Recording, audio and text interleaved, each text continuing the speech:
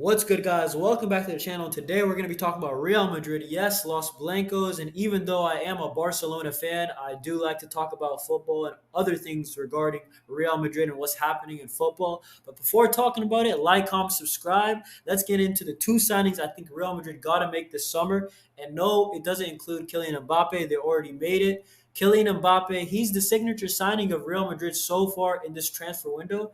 And yes, we know how good of a player Kylian Mbappe is, the speed, the finishing, the movement, the volume of chances he gets, and not only that, his mentality.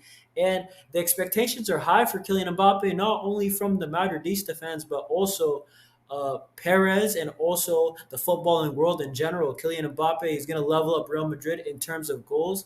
And we know Real Madrid, offensively, they got goals within them. Even if they're not controlling the game, they got Mbappe, Bellingham, Vinicius, and even Rodrigo, who might not even start. And let's not forget Arda Güler and also Brahim Diaz and even the young boy from Brazil, Endrick. So Real Madrid, they have an abundance of talent up front, and people are saying the egos, will it fit? But hey, man, we need to remember that they have Carlo Ancelotti. Carlo Ancelotti is probably one of the best man managers of all time.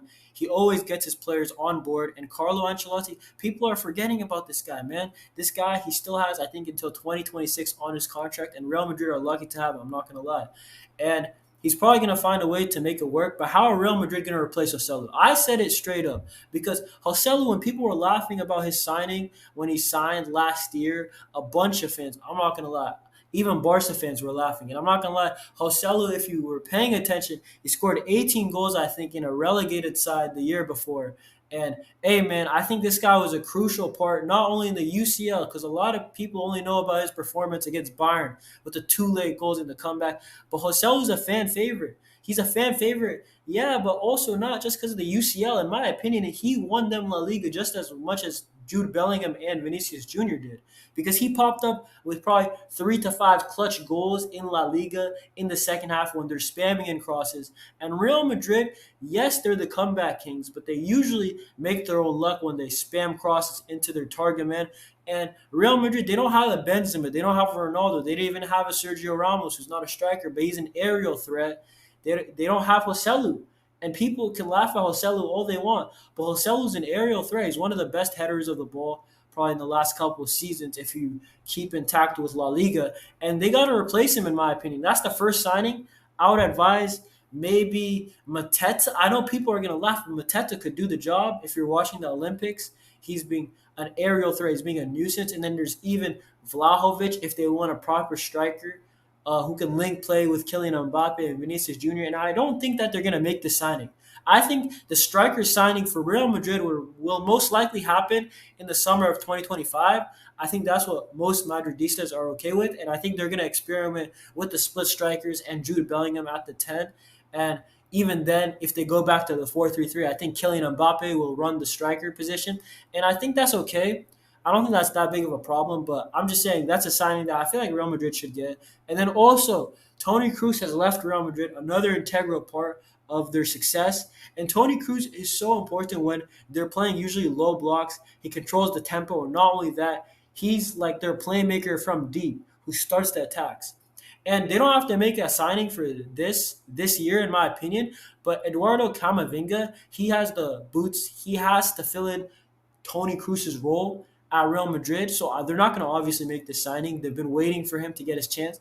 And now Camavinga, don't mess up your chance because I feel like if Camavinga doesn't do that well this season, then Real Madrid might look into an actual Kroos replacement.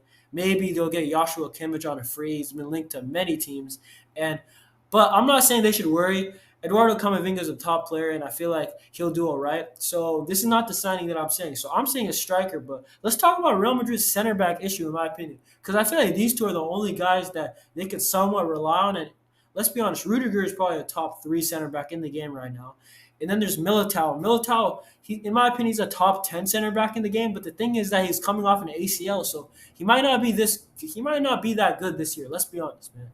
Anybody who knows about ACLs and Achilles and back injuries, all these dangerous injuries, man, they take about 2 years to come back, and even then, at best, you're usually 80%, like 80% of what you used to be. And I feel like Militao is still going to be a serviceable player, but Alaba, people are not talking about David Alaba. Alaba, what's happening to him, man? His timetable for his recovery, nobody knows of, and he didn't play in the Euros. And I think the Austrian media, if I'm right, the Austrian media say he should be back in November or 2025, and that's kind of crazy if you really think about it, because an ACL is supposed to be a 7 month injury, and he's already been out for basically that amount of time. So I feel like David Alaba, maybe it's because he's a veteran and he got the ACL, and the older ligaments don't recover as fast. So I'm saying Real Madrid definitely need a center back, and these are the two names that I'm going to put on the table for them. Schlotterbeck, I feel like he slots in right away. I think 40 million would be a fair price if Real Madrid got him. At the Euros, he subbed in for Tall one game and he was spectacular. And I think Schlotterbeck should be the guy that they're going for. He's also cheaper than De Ligt, in my opinion, because De Ligt, he looks like he's linked to Man United right now for 50 million. And I don't even rate De Ligt too highly. I think he might fit in Madrid's system because they don't play with the super high line. But Schlotterbeck's more mobile from what I've seen, and Delit's more of like a passion warrior, which is good. You need that as a center back. But I feel like against pacey attackers, we saw in the last season, Vinny Jr. Vinny Jr. burned him for one of the goals that he scored against Bayern. So I say Schlotterbeck's probably the guy that they should get. And even though Florentina Perez is saying there's going to be no more signings, and obviously Ancelotti makes out the statement too, I'm not saying you should trust these guys' words 100%. Because let's be honest, Real Madrid are just a weird club. They keep everything quiet and then bam, they make their statement. And we've seen this from the past from Real Madrid when they say this and then they still make a signing in the last week of the transfer window. So, hey man, I think Real Madrid will at least get one center back in. Florentino Perez is not going to waste the season with Kylian Mbappe, Bellingham, and Vinicius.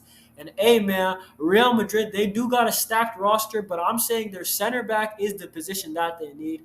I say Schlotterbeck should be the guy they get. Some people say Pepe. I feel like the Pepe signing would be an emotional one, but Schlotterbeck signing, tell me how you feel. I also think they need a striker. I don't think they'll get one though. I think they'll save it for 2025. But hey man, if you enjoyed this video, if you're a Madridista, if you're a Barca fan, hey, if you're a fan of any team, like, comment, subscribe. Road to 200 continues, and I'll see you on the next one. Peace.